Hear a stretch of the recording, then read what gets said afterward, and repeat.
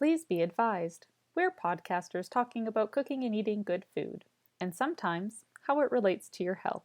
But please don't take anything we or our guests talk about as medical advice. Always consult your doctor. You're listening to Three Kitchens podcast, hosted by Erin Walker and Heather Dyer. We're on a mission to inspire other home cooks just like us to be brave and try something new. Let's learn to cook better and eat great food. And then before you know it, the entire piece was gone because we both just kept going back because it was so good we couldn't stop. Welcome to Three Kitchens podcast. We're your hosts. I am Heather Dyer. I'm here with Erin Walker. Hello, hello. And we're very pleased today to have a guest. Her name is Chef Colleen Cackowski. She is co-author of the book, the Diabetes-Free Cookbook and Exercise Guide. And I am going to let you talk about the book, Colleen, but I like this description. If you're ready to transform your approach to managing diabetes or prediabetes and take a delicious journey to a healthier, happier you, this book is your gateway. I think that is a beautiful way to sum up what this book is about. And we're very happy to have you here with us today, Colleen. Oh, thank you so much. I'm really happy to be here also. I'm excited to share about the book. Yeah. So why don't we start there? What's the book about? Okay, well, this is co-author with Dr. John Putalil. He is a doctor who has researched and studied type 2 diabetes for decades. And his kind of mission in the world is to educate people that his view is diabetes type 2 is caused by the grains and too much carbs in the diet, because the way the grains in our culture today have been hybridized and the way that they're grown, it just kind of causes upset in the body. So he's written a few scientific books on his theories, and people would say, well, if we can't eat greens and we can't eat carbs, which is, flour, corn, rice, all those kinds of things, anything with wheat in it. Well, what do we eat? Because it's such a staple in our diet. And he said, well, just not that. And they're like, yeah, but what? So they finally came up with the idea, well, let's do a cookbook and give people practical ways to eat that keeps your blood sugar balanced. And this book is not just for people with diabetes, honestly. It's really just a healthy diet book. It does help keep the blood sugar stable, but all the recipes are wheat-free, corn-free, rice-free. So we came up with this idea, and I came up with all the recipes in the book based on his philosophy about type 2 diabetes. And we wanted to make it really fun and delicious because a lot of people also think if you're eating healthy, you're sacrificing flavor. And this is absolutely not the case with the recipes in this book. So what led you to then focus on diabetes with Dr. John? Well, I have some experience in this because my dad is type 2 diabetic. So one year for his birthday, I went to visit him and I spent 10 days making all of his food. Food and diet is a really big factor in managing type 2 diabetes. So I had a personal interest in it. Plus, my background is also in healthy eating. For 30 years, I've been interested in part of the natural food industry. I was a raw food chef for many years. I was a certified nutritionist, a health coach, and all of my specialties are about helping people who have particular dietary requirements. For example, they need to be gluten-free, they need to be sugar-free, they need to be low carb, vegan, high protein, whatever it is, dairy-free. I'm really good at making recipes with substitutions. So that was my forte. And when this job came along, it just felt like I was a perfect fit for it. Can you tell us basically what is the difference between pre-diabetic type 1 and type 2 diabetes?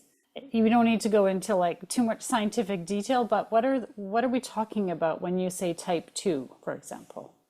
Well, type 1 diabetes is people who are born with a certain condition, and it's actually treated differently from type 2. Type 2 typically refers to people who have developed the condition over their lifetime based on their lifestyle habits and other factors like stress and things.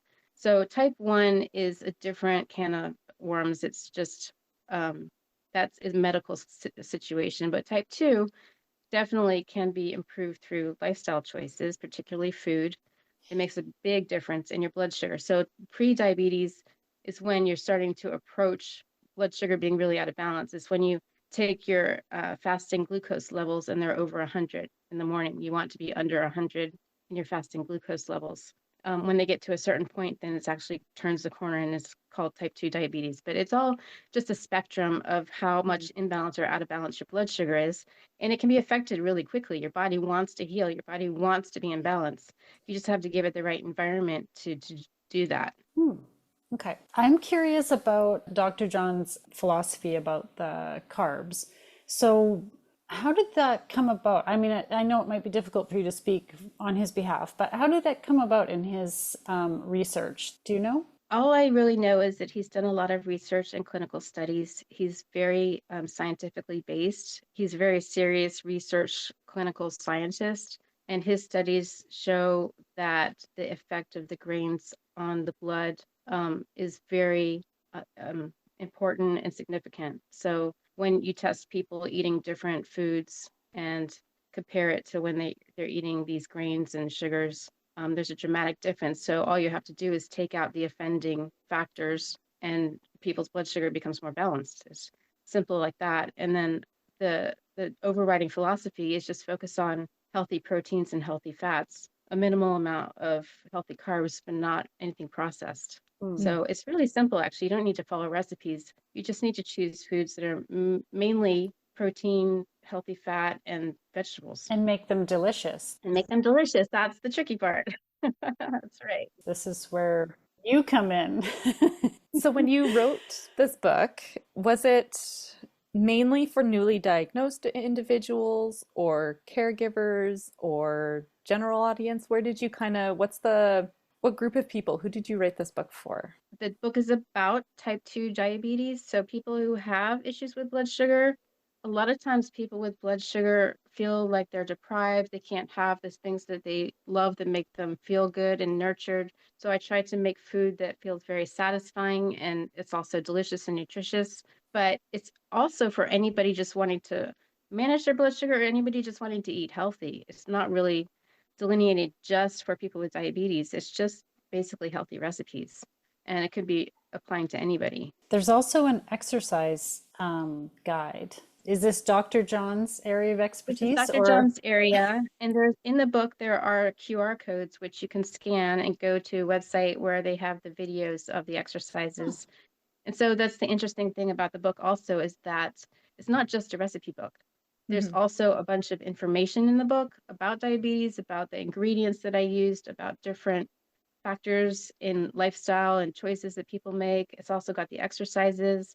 It's got all different kinds of foods. It's kind of a comprehensive display of all the things that affect lifestyle.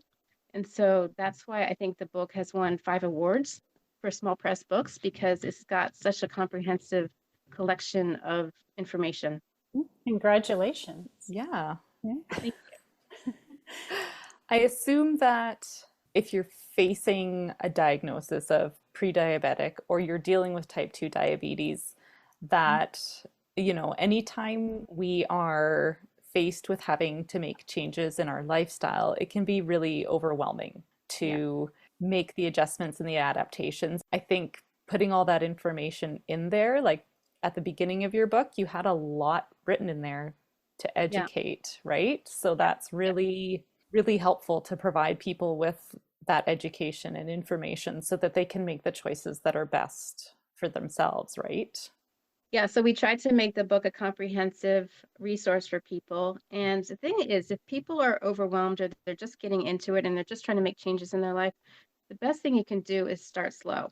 Just add one thing or just change one thing. And it's easier to add something in than to take something away, because people are already feeling a little deprived and they're feeling like, oh, I can't have what I want to have, or life is lacking some kind of sweetness for them typically.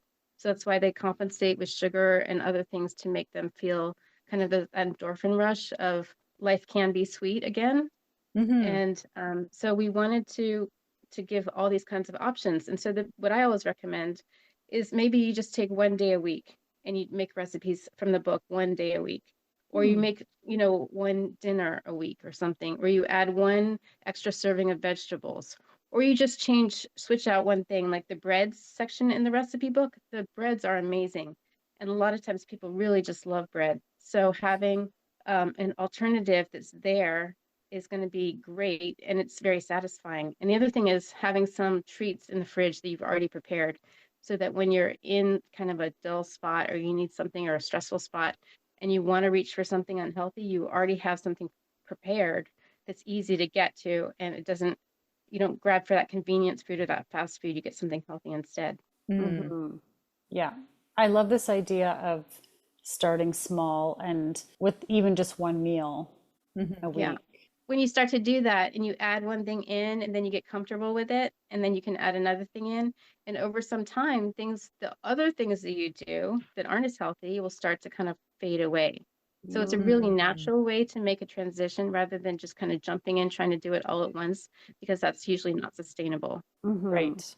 And cutting something as big as a whole group, a food group like Yes. grains all at Yeah. once. It's That's a big change for people. It's a big change, and most people can't do it and sustain it. Mm-hmm. So that's why I recommend, just trying, like, the pita bread recipe in the book is amazing. It's so easy, and the bread is really bread-like, but there's absolutely no bread in it. Oh, what's it? You could, What's the base of it? it's almond flour and psyllium. Okay. That Yeah. sounds cool. Yeah, so if you have that in the fridge already, you can just grab that, and it's absolutely delicious. It's one of the recipes I get asked to do the most. I like to take one day a week to do food preparation. So perhaps on Sunday before the work week starts, I get a lot of stuff done in a few hours. Then during the week, I'm only just warming things up or assembling things that take 10 minutes, to get my food ready, because I've already spent the time, and it doesn't have to be a big time consuming routine that I have to engage in every day. That's really good advice, because I think we often will grab for the things that are available right away, or fall into the patterns that we know, because despite your best efforts during the week, or if your weekends are your busy time, it's like all of a sudden 5 o'clock is here, and now you need to eat, or everybody else in your house needs to eat too. And Get so hangry. integrate it, yeah. And you've got no space for making those, decisions Yeah. or creative thinking, or, oh wait, what should I do instead? So yeah, putting that advice of prepping things and Perfect things. getting I'll ahead make of a the big game. batch of soup, and I'll put them in mason jars, Yes. and I can have, several jars of soup, and you can freeze those and you can just have them. And it's Mm-hmm. so easy. Mm-hmm. Yeah. So you have mentioned sweetness a few hmm times. Is this the biggest, would you say that's the biggest obstacle, is like reducing sugar and sort of those sweet treats from our diets? Absolutely. Sugar is one of the biggest culprits in diabetes, obviously, the processed sugar, because it metabolizes so quickly. That's where you get the really big blood spikes. Mm-hmm. So what we recommend is you use food-based sweeteners, for example, using dates in recipes instead of processed sugar, because dates also have fiber and lots of minerals. And what that does is when it gets into your digestive system, the fiber slows down the metabolism of the sugars. So it doesn't spike your blood so fast. It gives you a gradual increase, which gives you energy, but also gives you nutrition with all the minerals.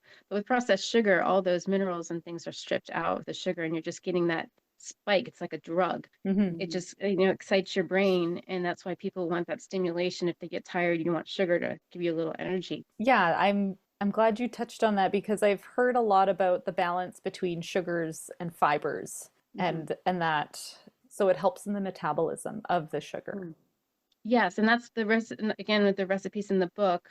When you eat the protein with healthy fats and fiber, all those things are designed to slow down the metabolism. So that's why the recipes, basically, you could choose anything you want to eat as long as it has protein, fiber, and healthy fats, and that will slow the blood sugar. What are some examples you recommend for the healthy fats? Oh, avocado, coconut oil, avocado oil, some raw nuts, not a whole bunch of nuts, like a small handful of nuts is good.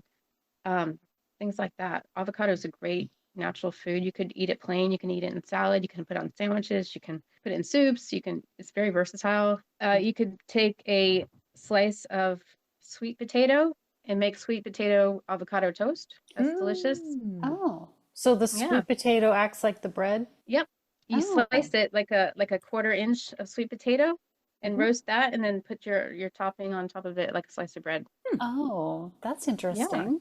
And colorful. I kind of like that. Colorful, so you get your antioxidants, you get your beta carotene, you get fiber. It is a little sweet, but it's got the avocado and it's all balanced and it's much better for you than regular bread. I like that. I never Yeah. would have thought to No. eat sweet potato like that. Yeah. Cool. I just love the way that's going to look too Yeah, in my I think mind. so Those pretty. colors are so pretty because Yeah. that's part of it.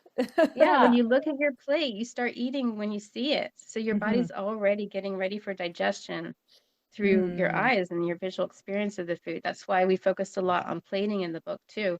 When you make your food pretty, your Mhm. body is like, oh yes, I'm being nurtured and loved, and you actually feel good when you're eating your food. Mhm. that makes a big difference, what we're sort of putting in front of ourselves. And if, like as Erin said earlier, if you're cooking for your family, let's say, maybe you're a caregiver and like you said, you cooked for your dad. Maybe if you're the one who's, in charge of cooking, or you've taken it upon yourself to cook for someone with these concerns, you want to present them with something that looks yummy and that they really Yeah. want to eat, especially if they're resisting the change, right? Absolutely. So the one thing is to make it look beautiful, and then the second thing following up is it has to taste amazing. And that's the other thing about these recipes is one of my fortes is flavor balancing. And I learned early on how to flavor balance food. So you have to have sweet, sour, salty, bitter, and spicy or pungent. And they all should be present as much as possible, but in different quantities, depending on what your dish is. So a lot of these dishes are really flavor balanced. And I think the dish that you worked with today is definitely one of those. Hey, listener, we're just blown away by the kindness and generosity of our guests on the podcast. They lend us their time and share their knowledge with all of us so we can learn to be better cooks and bakers at home. If you enjoy our guest episodes, please see their links below in the show notes. Go follow and support them too. And if you have an idea for a guest, please send us a message. We'd love to hear it. Now, let's get back to this episode.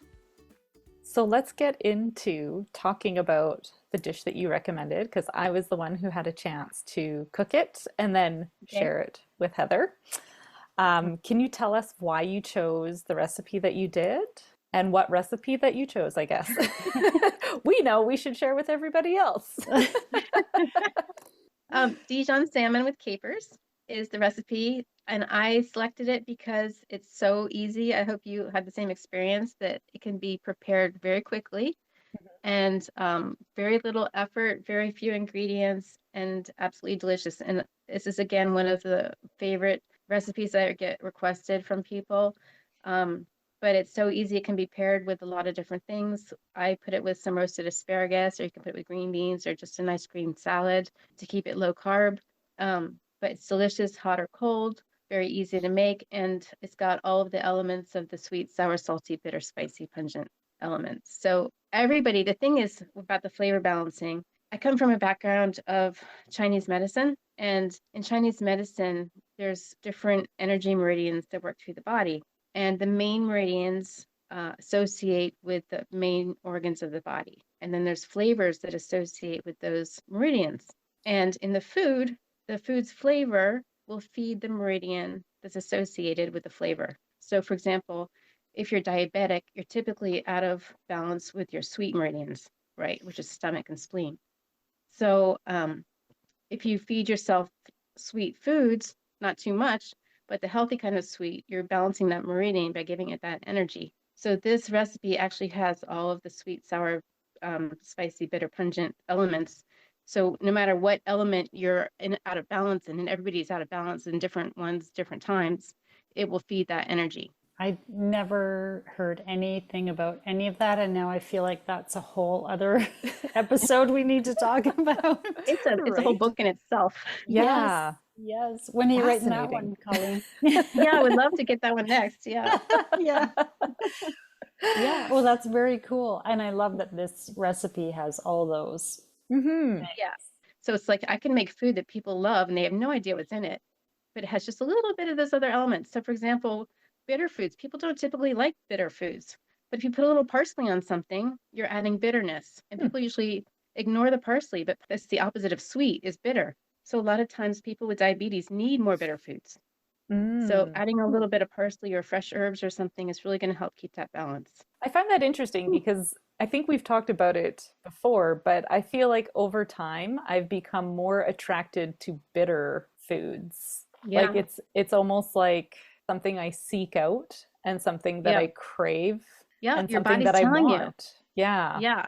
Hmm. That's really healthy. Mm-hmm. Ah, So yeah. having that bitterness that keeps things balanced. Yeah. Yeah, for Hmm. sure. I've heard before that people say if you're craving something sugary, eat something pickled. Is that kind of the same idea? Okay. That is similar. And basically, here's another whole concept. Oh boy. We're getting into the big stuff now.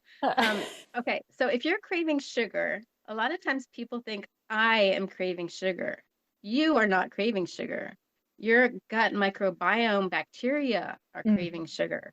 Oh. So we think we are a human being and we are who we are, but you're really a collection of consciousness of all of the living beings inside of you. And so by quantity of cells, you're actually 90% bacteria, not by quantity, not by the size of the cell, but by the number of the cells. So we're Mm. actually mainly an effect of our gut. And Mm. if your gut bacteria is out of balance, your cravings and things are going to be out of balance. So I suggest for people, if they have cravings, to go for protein, fermented foods, or a healthy fat. Mm. And just you have to use willpower a few times to just push through it. Mm. Mhm. Your gut gets into a better health and you start reducing those cravings. We have so many times come across the gut microbiome conversation, Mhm. haven't we, Erin? It keeps popping up. Clearly, Yeah. it's important. Yeah, It's important. yeah. Yeah, we don't have as much agency as we think, right? We're just being No, and controlled here's the by thing, all these other things. Little, that's true. And so that's the thing is you think it's you that wants it, yeah, but it's not you. It's your bacteria going, ah, feed me, I'm dying, I need food. yeah. The life or death for you is if you give in to it Yeah, to a great enough extent yeah, that Mhm. now you're very unhealthy and that causes you other problems, right? that's right. That's Yeah, right. yeah. And then it's like a snowball effect because when you start to feel tired and you don't want to exercise and you Mm. don't want to go out and you don't want to do all those things and your passion for life just kind of gets dulled. You lower your sugars, you clear out the brain fog, you have more energy, you sleep better, and that kind of momentum is what propels you to keep going and to keep, if you start with 1 day, go to 2 days because you're noticing changes. It Mm. will help your body notice changes and it'll give you that momentum and you'll feel better and you'll see results quickly. Hmm. Mm. Yeah, that's very true. There is that positive feedback once you start in something. And even though it's that resistance of getting over those moments that are tough, you Yeah. do get that reward. Yeah. And you have to kind of just remind yourself that that feeling that lasts all the time and the health that you're giving yourself is much more valuable than that momentary instant of Mm. instant gratification. Yeah. Yeah. Yeah, this recipe was super easy to make. I often don't cook with fish because I have a family member who doesn't eat it. Mhm. But making salmon and having these flavors on there, it was delicious. I really, really appreciated the capers in there. I think I've Okay. I have a made, story about capers. Yeah. Oh, okay, okay, good. ooh, We're big fans over here, Erin and I. We love our I love capers. capers. yeah. I love capers. Some people don't like capers. If you don't like capers, leave the capers out. It's no problem. So capers, interestingly, are high in lithium. Lithium is good for your mood. People in Jerusalem go to the Wailing Wall and they're praying, they're crying, they're sad, they're upset, and all around them are these branches of capers coming out of the walls. And the capers have lithium, which makes you feel better and elevates your mood. So, right where people are asking for help and emotional support, there are the capers. So, capers are really great mood enhancement. And it's just like you just have to kind of look up and see that the universe is providing the solution right in front of you. We just have to open our eyes. Hmm. It seems like someone should put a sign or Yeah. say like, Love it. hey, because maybe people Here are don't capers. know. Yeah, Feeling interesting. sad? Grab some capers. Do you have to pickle capers or do people eat them just as they are? You have to pickle them. It's not like you can just eat them all. But it's just like the answer is given to you, but we get stuck in saying we're in the problem and we keep our head down. And if we look up, it's like, oh, okay, we have the answer with the problem. Mhm. I like the story and I love capers. Mm. Yeah. I always have extra capers. So Yeah. So tell me, because I got to eat the salmon, but I didn't make it, and I have read the recipe, but it's been a little while. So refresh my memory. What went into this salmon recipe? okay, we start with you can either start with salmon fillets or use like a big flank of salmon. I prefer wild salmon rather than farmed just because of the nutrition, because typically the wild salmon has more of those healthy omega fats. That and then I took 2 tablespoons of soft butter, not melted but not hard, because you want to be able to mix it in, along with quarter of a cup of chopped up fresh parsley and a quarter cup of Dijon mustard. And you mix it all together, and then you put in a few cloves of garlic that are minced, and then add some capers, and you spread it on top of the salmon. And then you add a little salt and pepper. You bake it in the oven, you take it out, and you give it a squeeze of lemon and a splash of olive oil, and that's it. Very simple. That is simple. And all those little bits that are in there, like adding the capers, I think if you're maybe not used to them, this is a great way to pop them in and then maybe learn a bit more about their taste, because it's not just like they're on their own. Hmm. Hmm. And so they're integrated with everything. Yeah, it complements the mustard. It's like a salty sour flavor adding to Mm-hmm. it. The parsley is the bitter, mustard is sour, the butter and the salmon are sweet, and the garlic is the pungent. So it's got Mm-hmm. all the flavors, and then the lemon is sour also. That squeeze Um, of lemon on top is, oh it yeah, makes that's the everything best. pop, right? So those Yeah, are like, absolutely. to me, the two things that have to be included are the capers and the lemon, because they bring out all the other flavors and just like satisfy your whole mouth. Like you talk about flavor balancing, those are the things for me that I found were the Yeah. essentials. Yeah, so that's good for you also. And actually, that's a good point, because when you have a flavor preference, it's usually because your body needs that flavor. Mm. And I do love the lemon. Lemon is a longevity food. I have lemon every single day. I put lemon into almost everything I make. It's a really healthy food to have. And I just put a little splash on as much as I can. I drink a lot of lemon water, things like that. So, from your perspective, is there a difference between what you get in a bottle of lemon juice, or are you strictly fresh lemons? What's your... Strictly fresh. Okay. Strictly fresh, because anything that sells in a bottle or a jar is going to be pasteurized.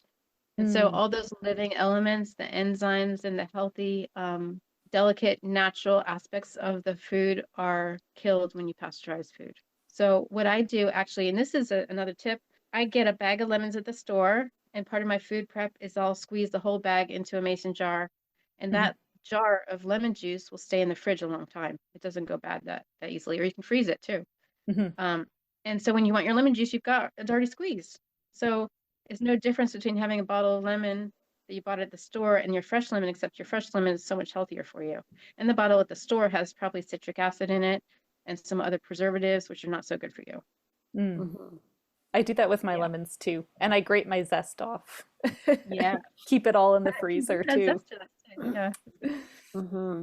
I think salmon is a good um, it's a good one if they're open to fish. It's very mild. It doesn't have any strong flavor. It's easy to cook, and like you said, it's good hot or cold. Like even the next day, you Hmm. don't have to like, oh, do I reheat? What do I do with my salmon? You just eat it cold, like have it with salad or whatever the next day if you have extra. Exactly.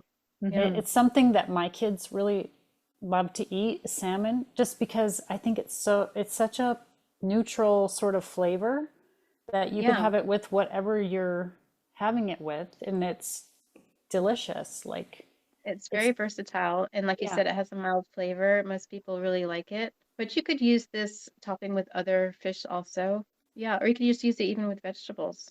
I mean, a lot of times I'll just take a bunch of vegetables and steam them and put some kind of a spice topping on it, and I'll just have that as a meal, and that's delicious to me also. Mm, yeah, I like this idea on Hmm. like cauliflower, which is another one of those very Yes. neutral flavored Yep. veggies, right? And Goes well I with have capers. yes, Yeah. yeah, because now you're putting something delicious onto Yeah. it, whereas it might have been like, oh, cauliflower, kind of boring. Just Not bland. Yeah, anymore. that's right. Well, I really enjoyed this salmon. I shared it with one of my kids who happened to be there when Erin brought my little delivery of food over. And it was not too far. It was kind of getting close to dinner time, but we opened it and he loves salmon. So he's like, can I taste it? I'm like, yeah, I'm going to taste it too. And then before you know it, the entire piece was gone because we both just kept going back and we're like, One oh, more well, we're about taste. to eat dinner, but we've just eaten salmon. But because it was so good, we couldn't stop going back. So I'm glad you liked it. it's a Yeah, winner. Mm-hmm. it's a good one to start with. Yeah. And I Yeah. like that just because you're on a diet or you're trying to change your diet or adjust diet, it doesn't mean that it's not flavorful. And I think that's really comes through in this recipe. Mm-hmm. Yeah. It's funny, my dad actually, I sent him one of the books and he started cooking the recipes out of the book. And he's like, you forgot one of the words in the title. It should say gourmet. Because he felt like he was eating at a restaurant every day with these recipes. And they're just things you can do at home. But they do taste like restaurant quality recipes. Yeah. Hmm. Well, that's some high praise probably because anytime you make something yourself at home, for those of us who are not chefs, when we make something at home and we feel like it's restaurant quality, like, wow, I made this and it feels Yeah. like something that I would have had at a restaurant, that's a sign of a good recipe, I think. Hmm. And I think that's a great recipe to start with if you look at the book, that it's definitely something that's going to impress your friends and family and easy to do, simple way to start, and really turns out easily very well. Mhm. Hmm. Have you and Dr. John received feedback on the book from people who said they've been introducing your recommendations into their diet and making your recipes and seen changes? Have you heard feedback from Yes. people? We have had some testimonials actually on Amazon where most people can get the book. There's several testimonials there that show people's feedback and how they are trying the recipes at home and how they really are enjoying them and feeling better eating healthy food. I had one client said immediately her metabolism shifted and she noticed changes, more energy, better sleep, things like that, just feeling better, less brain fog, Hmm. things like that. And we also, this book has won 5 awards. So in the book industry, people are recognizing the quality of the book. And I think it's because it was a really strong team effort and it's a comprehensive book that includes not just the recipes, but a lot of information just about food, about diabetes, about exercise, about nutrition, lifestyle, a lot of different things. So it's not just a book, a recipe book. It's not just a book for people with diabetes. It's a book about health. Hmm. And Mhm. it's so much easier to make changes when you feel like you have the power and you've been educated and you've been given that information rather than just being told, change your diet. Yes, and that's an important point Mhm. too, that we need to take health into our own hands. We Hmm. can't be reliant on people telling us what to do all the time. We have to recognize that we are the person who knows our body the best. We are the one who's responsible for our own health, and it's the choices that we make that are going to affect our health. So really, it's not waiting for someone to tell you to do something. It's saying, I really could feel a little better, I think. I think I get too tired. I don't have enough energy. I'm not getting enough sleep. My brain's a little foggy. I need to do something and take that step. Mhm. Yeah, Hmm. good point. Because even if diabetes is not on the radar for you, Yeah. I mean, if you eat too much sugar, I know I eat too much sugar. And Yeah. at different times in my life, I've tried different types of diets. But as you said earlier, the thing that tripped me up every time is trying to abstain from something completely. Yeah. And then Yeah. you just feel you're always thinking about it because you're Yeah. denying yourself this thing and you're Yeah. not replacing it properly. Now I see it's like a bigger picture. Hmm. It's Yeah. a bigger picture, and like you said, it's also like you're thinking about it. You can't stop thinking about it. It's your microbiome that's yelling at Yeah. you. So if you have, like, I have a recipe for bliss balls in the back, and I have some healthy cookies and things like that. That a lot of people like those convenient snacks or things they can take with them on the go. Those are things Hmm. you can make and just have available, so that if you have that drive to have something or grab something quick and convenient, you can do it in a healthier way, and it's delicious too. Hmm. So you're not really sacrificing anything. You're not feeling deprived. You still can have what you want and feel satisfied. And then as you do it more, you just notice your body feeling better. And then, like I said, that just keeps the momentum going. Yeah. That's the validation is Hmm. when you Hmm. start feeling good and you realize you're not craving. It's not like bugging you. You're not thinking about it all the time because you're doing it right. Right. Hmm. Yeah. I feel like I've learned so much in less than an hour. Right? Yeah. Yeah. Yeah. This has been really great information on diabetes. It's talked about constantly in our news, and just to provide that information to people it's really nice to hear. And empower Thank you. people to take Yes. control of your health Yeah. yourself. Do what That's you right. can do. That's Yeah. right. Colleen, thank you so much for joining us and talking about your book and the research and, of course, delicious food. We recommend anyone to pick up this book and give it a try, because we can tell you that you'll have some very delicious food if you make some of these recipes. I know we're going to try some more out of the book. Can you tell our audience where to get the book and to follow along with you and Dr. John? The book is available on Amazon.com. It's the Diabetes-Free Cookbook and Exercise Guide by Dr. John Putalil and Chef Colleen Cackowski. That's me. You can follow Dr. John on drjohnonhealth.com, or on Instagram. It's instagram.com/drjohnonhealth. And you can contact me at chefcolleenhello@gmail.com. Wonderful. And we will put links to the social media and to the book in our show notes. Okay. So if you're listening, just scroll down and you can find it all right there. Thank you so much. I really enjoyed talking with you. Yeah, thanks so much for joining us today and sharing your time and your knowledge. I appreciate it. Thank you. And now for the fine print. For links to recipes and many other random things we talked about in this episode, check out the show notes or our website, www.threekitchenspodcast.com. Join us on Instagram, Facebook, Threads, YouTube, and TikTok to see what we're cooking up next. And if you love the show, tell a friend. Word of mouth is the #1 way people learn about new podcasts. Thanks for listening. This should be renamed the Caper Show. Yeah.